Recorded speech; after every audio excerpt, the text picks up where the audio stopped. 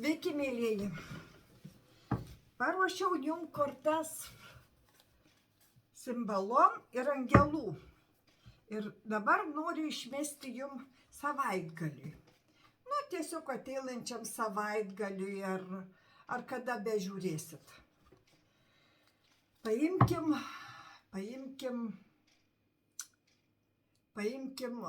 tiesiog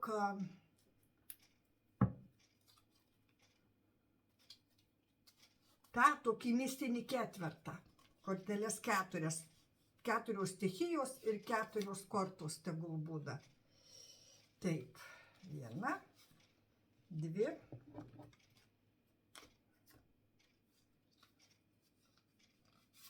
3 ir 4.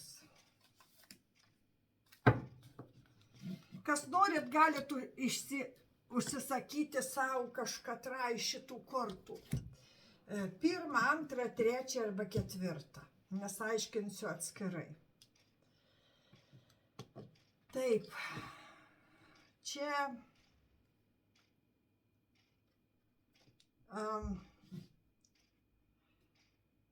žmogus, kuris pavargo nuo patarimų, pavargo nuo įkyrių kaip mamos patarinėjimų. Gali tai būti sutuoktinis, vienas kitam pamokslauja. Jis geriau viską žino ir jis reikalauja tos tokios pagarbos ir nori nieko neduodamas viską gauti ir čia viską laiką tik teisus ir jum norisi pabėgti. Norisi pabėgti į kažką naujo, pabėgti iš tokių santykių, pabėgti iš tokios situacijos. Gal tai yra darbe persekiojimas. Daugam čia atsilieps, kad darbe turit labai įkyrus viršininkus, kuriuos įsėdė ant galvos, arba bendradarbius, kurie jum pastoviai viską ten, nors ir nepriklauso jiem, bet aiškina, viską daro. Čia tiesiog rodo ir tokį tikrai psichologinį labai blogą kažkam tai atmosfera tokia, nes jūs parsinešat ir namo tuos ir jeigu šeimoj tai vyksta, tai irgi, tai nieko gero. Tai jau čia tokia biskį įspėjanti korta, įspėjanti. Ir dabar dar paimsiu, aš tiesiog iš karto neaiškindama kol kas kitos jums. Ir pabandykime mes paklausti angelų, kaip čia pasielgti, ką daryti. Paprašysim angelų. Taip, kad jie duotų patarimą. Taip, ką pasakys angelai šitam žmogui, kuris mane dabar žiūri.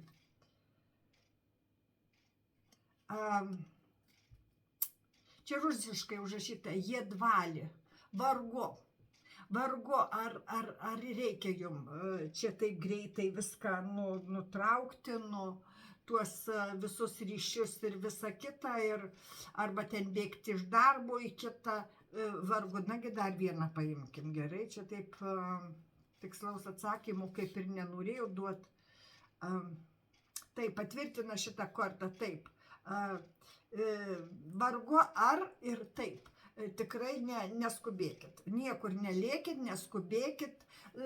Susigadinti gyvenimą tikrai, žinokit, labai greitai galit ir išbėgti ir nieko gero, naujo, geresnių nerasti. Žinot, visada žmogus, jeigu jo likimas, jis eis ir 2 kartą, ir 3 kartą, jeigu partnerių ieškos. Jis vėl ant tokio pačio, nes jam likimas taip lėmė. Jisai vėl papuls ant tokio pačio grėblio ir vėl, žinokit, va čia tai yra tokia. Ir, tiesiog nenori, atrodo, va, jau čia geresnis ir viską, kaip išsirinks vėl tą patį. Žinokit, tai čia jau yra. Jeigu išsibaigia tas karminis toksai mazgas ir išeini iš to dalyko, jau tu išsilaisvini, tada būna kažkokie simptomai. Tada žmogus pajunta tą kažką, kad va, jau laikas ir galima. Jeigu dar truputį paskuba, būna per anksti. Dabar antra korta.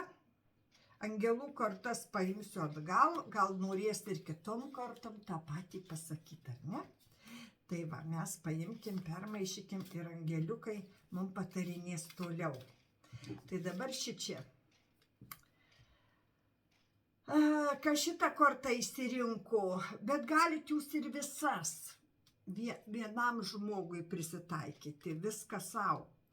Tai čia rodo, kad jūs, čia kaip kardų riteris, jisai konfliktuojantis, jisai kovojantis, jisai, ta kova, žinokit, tas karas būna toksai, kad kaip tas Don Kichotas su vėjo malūnai, žinokit, šitą kortą rodo, tai kariavimas dėl kariavimo. Tiesiog gal tą įsiliet norim, gal inercija, gal kas su jum taip kariauja. Tiesiog nes jam tai patinka. Jam reikia kovos, jam nereikia gražaus, ramaus gyvenimo, jam patinka tik agresija, jam patinka tik tai kova.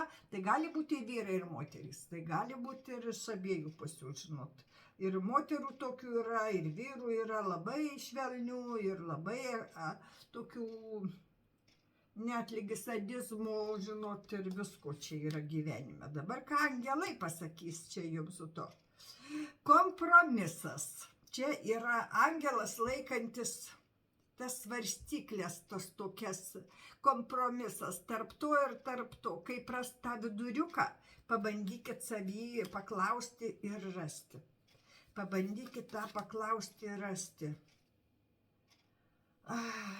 Jum čia rodo po metų. Po metų. Kažkam tai galbūt ir įsispręs ir būt tas užsibaigs tas karminis mazgas, užsibaigs ir jum viskas įsispręs po metų. Kas dabar žiūrit ir klausot, jei galit prisiminkit, kas šitą mano patarimą ir kas jums bus po metų. Ką patars dar angelai? Po 3 kortas. Imsim ir situacija pagerės. Situacija pagerės, čia rašo, ir angelas atneša tą savo viltį ir sėkmę, ir čia angelas vandenį plaukia. Geri jausmai, žuvys, čia delfinai nupiešti. Tai irgi kaip ir žuvys, jie ir meilė. Žuvis kortose visur, ezoterikoje, žuvis tai ir turtas, ir sotumas, ir čia ir sveikata, ir meilė, ir pinigai, ir viskas. Žodžiu, čia kažkas tai tokio įsispręs jum. Visos tos kovos ir viskas įsispręs galbūt metų bėgyje. Kam anksčiau, kam ilgiau tas truks, bet įsispręs per metus laiko. 3 korta. Čia rodo nelaimingą moterį, kuri verkia tokia va, ir kažkas tai toksai vos ne angelas atėjęs ten ją guodžia. Gal turi tokį guodėją, kur tikrai va jums nesiseka, kam darbe, kam šeimoj, kam asmeniniam gyvenime. Tas guodėjas, jeigu jisai geras, jisai gal ateis į jūsų gyvenimą ir kitų lygmenių. Ir gal tas žmogus atsiųstas jums aukščiausių jėgų ir kas būtent šitą išsirinkot kortą, tai tam, o kas visas renkatės, tai reiškia irgi iš eilės, taip žiūrim, ir kad čia nuo tų kažkokių santykių bėgat, ir ta kova, ir atsiras kažkas, kur padėsim jum tą širdį, nors lengviau bus ta kančia tokia, ar nuramint, kartais reikia, kad ant kažko peties įsiverkt, žinot. Čia rašo angelai, kad taikingas sprendimas. Mirnoje решение. Taikus sprendimas, žodžiu, kažką tai įsispręskit taikiai. Netgi jeigu ten ar skiri, nu šiais laikais būkit civilizuoti, jeigu ar skiriatės ar ką, pasistengkit būti tokie sąžiningai, nereikia ten, oi, ten būna baisus dalykai. Aha, čia iškrito, kad čia bus kiti kažkokie meilės santykiai. Galbūt gausit kažkokį, kas dėl darbo žiūrit, gal gausit darbą geresnį, kur labai bus geras kolektyvas, kur bus geras viršininkas, kur vadovas ten geras ir bus labai malonus tas darbas. Nu ir trečia kartą šitai ką paaiškins ir... O, kaip tik apie tai šnekėjau. Paliznai liūdi, naudingi žmonės. Atsiras, kurie jums padės, parems, padės tenais kažką tai susitvarkyti, įsispręsti, gal darbą geresnį rasti, gal ten kažkas tai įvyks jūsų gyvenime, kur tie žmonės būtent atsiradę. Žinot, kai būna labai labai blogai, kažkas tai jums atsiunčiama yra. Kažkokie tai žmonės atsiunčiami į kiekvienų gyvenimą ir jie atlieka savo misiją ir išeina. Ir jie gyvena toliau savo gyvenime, jūs savo gyvenime. Ne visą laiką tą ir prisimkit tokius žmonės labai gražiai ir labai su tokia meile, nes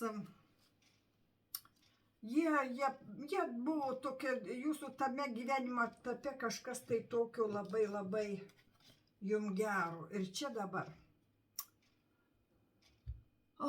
Šičia labai žmogus toksai, kur čia ir naktis ir diena.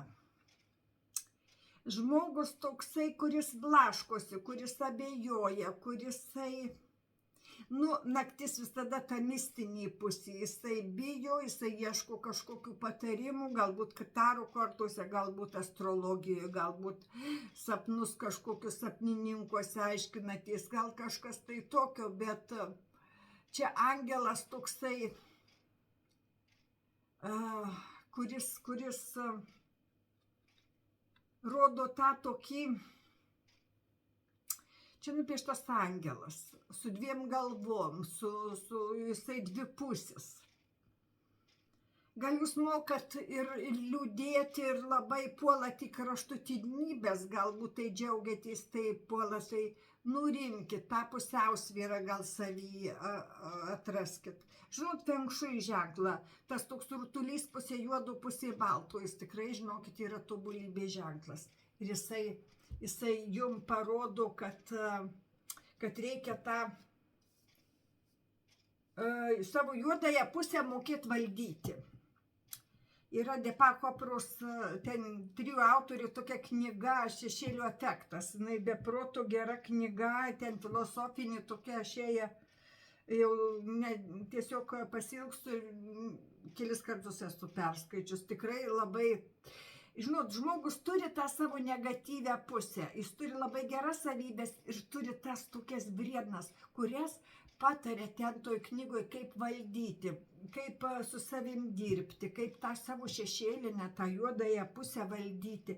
Tai šitą kortelę jums irgi patartų, kad išmokyt savo negatyvą tą pristabdyti. Pykti ant savęs negalima, griežtai negalima. Nei kritikuoti, nei tiesiog pasistengkit neleisti savo elgtis blogai, neleiskit elgtis grubiai. Jūs kultūringas žmogus ir galit mandagiai ir konfliktus ir viską, nereikia ten šaukti, ten pulti, ten viską. Ramiai pasakykit. Jūs tikrai labiau gerbs, jeigu jūs ramiai pasakykit. Aš pagalvosiu, aš supratau, reikia nurimti rimtai apgalvoti, aš nemėgstu blaškytis ir kažką tai tokio ramiai, šalto, tokio balsu, bet kokie konfliktai ar su vaikais, ar su partneriu, ar darbe, ar bet kur gatvėj, išmokite elgtis, valdyti savo neigiamą pusę, kaip sakant, nepsichuokit.